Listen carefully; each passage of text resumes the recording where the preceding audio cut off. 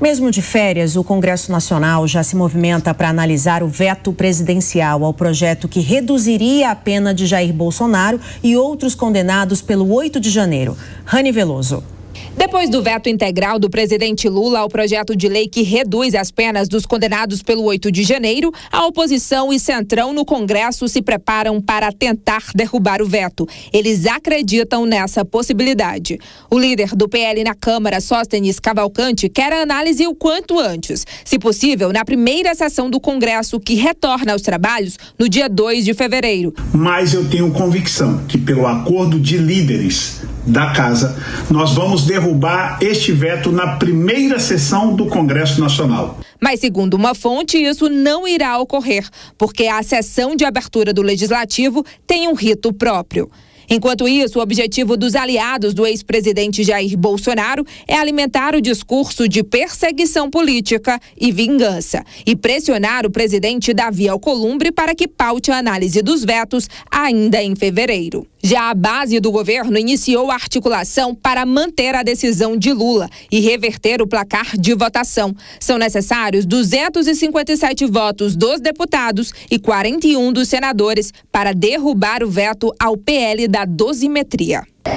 Mas tudo isso depende de Davi Alcolumbre, que não compareceu pelo segundo ano consecutivo ao evento do governo Lula em defesa da democracia, em alusão ao 8 de janeiro. O senador se encontrou com Lula antes do recesso para tentar restabelecer a relação. E agora segue no Amapá, cumprindo agendas, mas sem se manifestar sobre o assunto. Os relatores do projeto na Câmara e no Senado criticaram Lula. O senador Esperidião Amin protocolou outro projeto de lei para anistiar de forma ampla e restrita todos que participaram ou apoiaram financeiramente as manifestações políticas e eleitorais. A reportagem apurou que Amin já estava com um projeto pronto desde dezembro, quando Lula falou publicamente que iria vetar. Já o deputado Paulinho da Força falou que Lula ignorou o acordo do Legislativo e que o texto aprovado pelo Congresso não é anistia e serviria para pacificação do país. Ao assinar o veto, Lula alegou violações constitucionais e interferência indevida do Congresso nas atribuições do STF. Sobre esse assunto, a gente conversa agora com o advogado criminalista Adib Abduni. Bom dia, doutor. Obrigada pela participação aqui no Jornal da Manhã. Eu queria entender se o veto, na sua opinião, foi certeiro ou não. Realmente existem problemas ainda dentro do texto desse PL e o que deveria se modificar, já que se você acredita que realmente seria um problema constitucional ali, você acabar diminuindo a pena não só dos criminosos do 8 de janeiro, mas também de outras tipificações penais. Doutor, bom dia. Bom dia. Bom, nós estamos aqui, o Brasil está discutindo, neste momento, algo que parece técnico, mas é profundamente constitucional. Como o Estado mede a pena e, portanto, como ele equilibra a punição, proporcionalidade e segurança jurídica.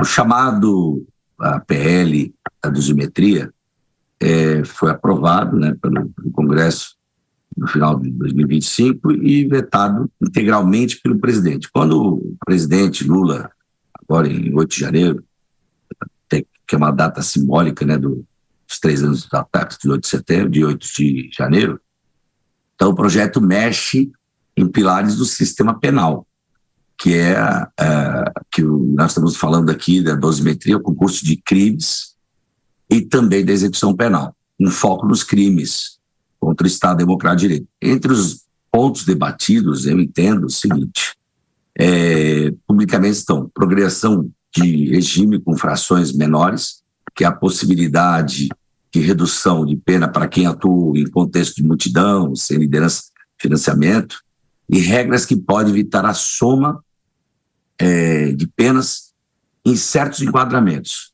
reduzindo o total final em condenações ligadas ao 8 de janeiro.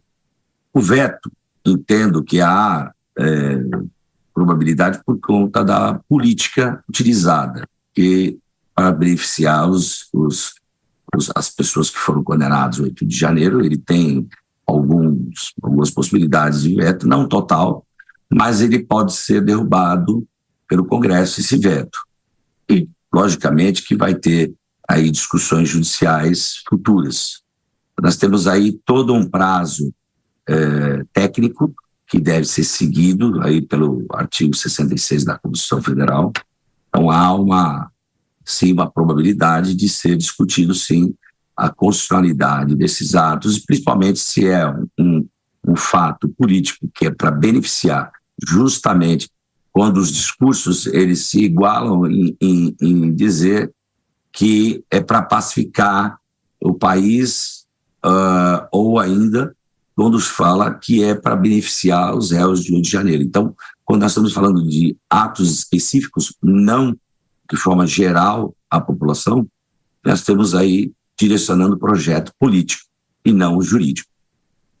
Pois é, o problema é que a pacificação vem dependendo do lado que você observa, né? Para aqueles que defendem uma anistia geral, isso pacificaria. Para os demais, não. A condenação é que pacificaria o país, a gente segue nessa polarização.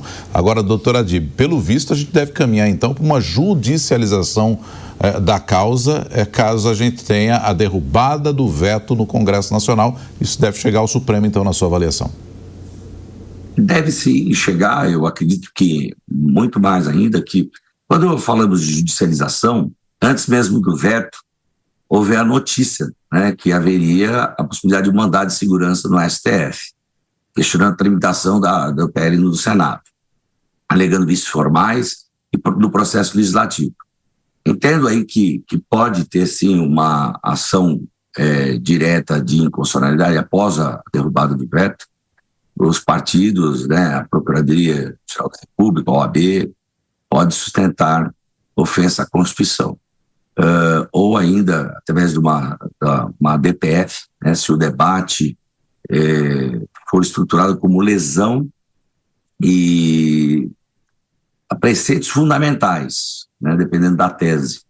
E também pode ser o controle difuso, que o juiz, o tribunal, até propriamente o STF, quando tiver alguns casos submetidos ao próprio tribunal. Então, a discussão das teses constitucionais que fala sobre a judicialização podemos falar sobre a separação de poderes, né, que limites do legislador ao formatar apenas sem engessar a função jurisdicional. Nós temos a proporcionalidade e vedação, a proteção deficiente, quando se argumenta que o Estado estaria respondendo de modo frágil a ataques do Estado Democrático de Direito, argumento que foi citado na própria justificativa política jurídica do veto, e do processo legislativo bicamaral, que é o artigo 65, né, do parágrafo único da Constituição, se persistir a discussão de que houve alteração de mérito sem retorno à casa iniciadora. Esse ponto aparece como fundamento do veto na análise do tema. Então, há possibilidade, sim. A gente conversou, então, com o advogado criminalista Adib Abdouni. Muito obrigada, doutor. Eu que agradeço. Bom dia a todos.